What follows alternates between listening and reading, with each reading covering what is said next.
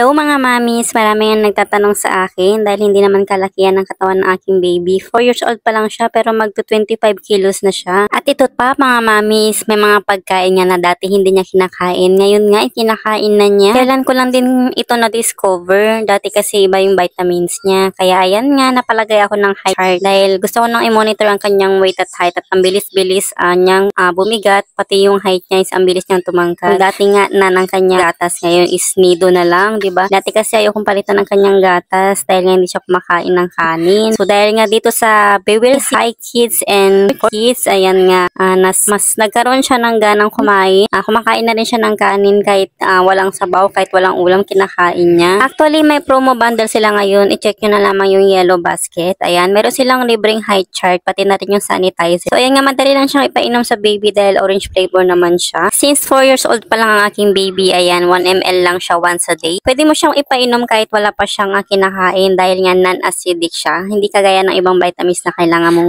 pakainin muna bago mo ipainom yung vitamins. So, okay siya sa mga bata. So, ayan nga yung naging epekto niya. Ayan, lagi siya nagbubukas ng rep. Ako na nga yung sumusuko. Hindi mo pa natatapos yung niluluto mo, kumukuha na siya. And siya na rin yung kumukuha ng sarili niyang pagkain. At naging active na rin siya sa mga sports. Like ito, nagbabike na rin siya. Maya-maya nga is gutom siya. Kaya yan, lagi siya kumakain.